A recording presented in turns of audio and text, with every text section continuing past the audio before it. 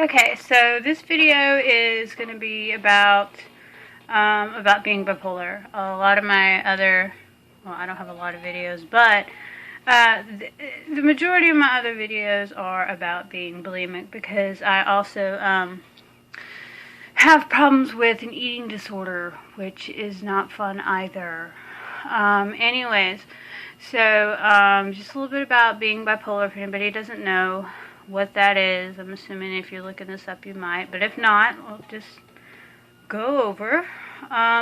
First off, it used to be called manic depression. I believe they changed that in the DSM-3, maybe 4. I should know this because I'm a psychology grad student, but eventually by the DSM-4 it was known as bipolar disorder, and there's two types. We'll go over that too, I guess. Anyways, it was a manic depression.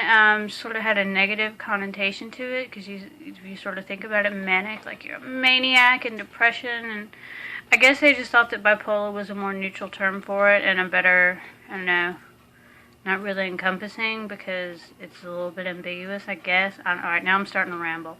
Anyways, I guess it's just what they call it now, because it's sort of like you have two sides, or you can have two extremes. Like, first off, there is depression. You know, you might go into a major depressive episode. I think a lot of people are familiar with what depression is, and no, it is not just being really sad. A lot of people think it's like, oh, it's just, you know, you can just snap out of it, and it's like, no, it's not like that. It's an overwhelming sense of hopelessness and just extreme sadness, but sadness more because it's just, everything is just pointless, and all you want to do a lot of times is just not get out of bed, or just think to yourself, it's like, damn it, woke up today, I didn't want to do that, great, now I got to get up and be alive. And that is, hello Hatchet, it's my dog down there, is I guess a general, I guess not general, I guess an example of the feeling of depression. That sometimes is what I feel like, or I'll be going to bed and everything is like, please just not let me wake up in the morning because I don't want to have to deal with this anymore. But for other people, it is a different experience. You know, you might lose your appetite, or you might increase your appetite. Either way, you know, it's basically an appetite change. A lot of the times that's affected when you're severely depressed. What else about depression? Would you leave that alone? No. Sorry, that's my dog. Jack Russell Pitbull. Yeah, that type of dog. But anyways, so that's sort of, I guess, sort of an idea of what depression can be like.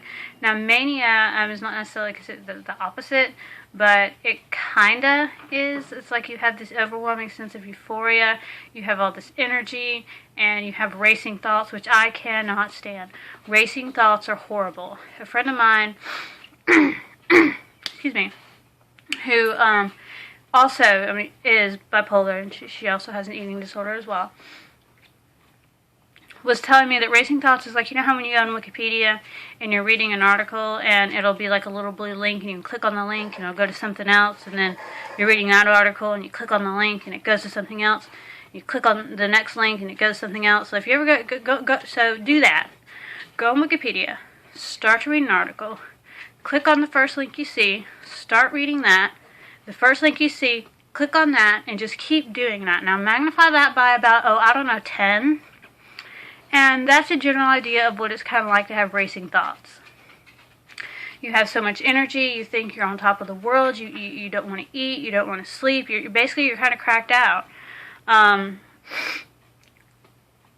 That's when you're like really, really manic, and you can get like, start to hallucinate, you can get psychotic, you can start hearing things.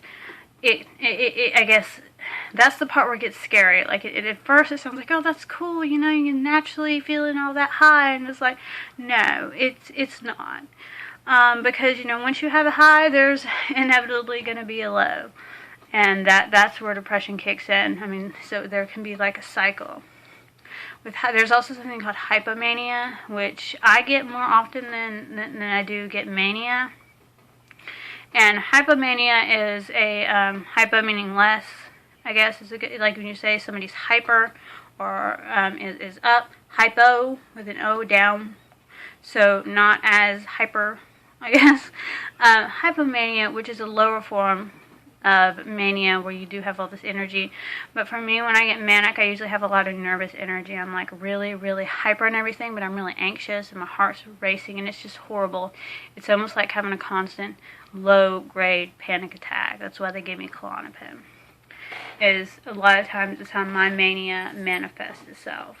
And you can be rapid cycling where you are manic at one point and then depressed at another point, manic, and like this can happen over in the span of like a day. You know, you change like 50 times, or you could have long periods of time where you're depressed for weeks and then you get manic for days or weeks at a time, and it just really all depends. And sometimes you can be more one than the other. I tend to be more depressed than manic, and most of my mania is hypomanic, although I've had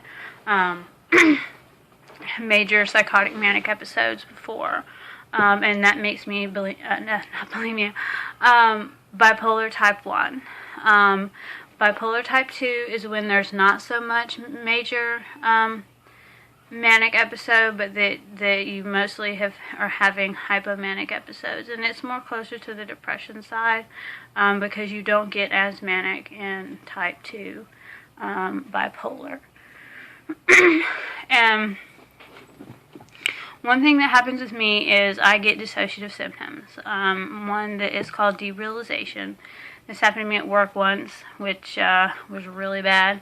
I mean, it wasn't that obvious, but I realized it's like, wow, I don't think what's going on around me is real right now. That is not good because I have a job to do. And what that is called derealization, where you all of a sudden get the feeling that what's going on in you is not real. Like you're sort of like in a dream state. Like this is not reality. It's kind of hard to explain, but it's really scary. And I know this sounds kind of weird. Is I have to try to talk myself out of it. I mean, talking yourself out of it, that sounds kind of silly, but I just have to try to keep saying to myself, it's like, no, everything's real. You know this is not what's going on. This does not hardly ever work, by the way.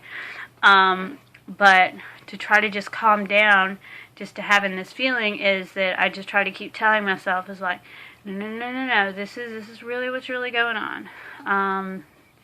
This is not just something that's not happening. Anyways, that's kind of hard to explain. My necklace is all fucked up. I can tell because I'm looking in the camera. I don't know why I care. Anyways, bipolar disorder is that about the rapid cycling thing is that they're always rapid cycling, and you tell people they're bipolar, like, oh my god, they must go off the handle all the time. Now, I will have to admit, I've gone off the handle plenty of times. But, I mean, it is easily managed. I take a lot of medications. I think I went over bipolar meds in another video that I made. And it's not something that, like, yeah, it can have, like, a very devastating effect on your life. I mean, it has fucked up a lot of things in my life, and maybe take me forever to get a lot of things done in life that I wanted to get done. But it can be managed. I take medication. I go to therapy, or I'm supposed to be going to therapy. I will be starting a new therapist soon. And I go to support groups, and I make sure to keep all my doctor's appointments, and it's something you kind of are going to have to deal with for the rest of your life. I'm always going to have to be medicated. I'm always going to have to go... Sorry, I'm stuck in my throat. I'm always going to have to go to doctors, and it's just something that you do have to deal with for the rest of your life. But, I mean, it can be managed, and you can get help for it.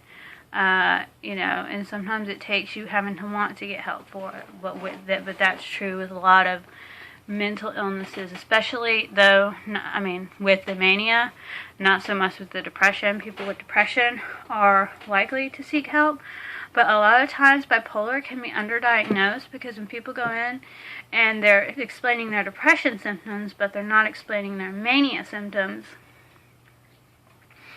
because, well, they like their mania symptoms, and so the mania is not treated, just the depression, and it's the mania that can get you into real trouble sometimes. I mean, depression, if you get like really like suicidally depressed, or and you do something to hurt yourself, which can happen. I've had issues with that. I've had issues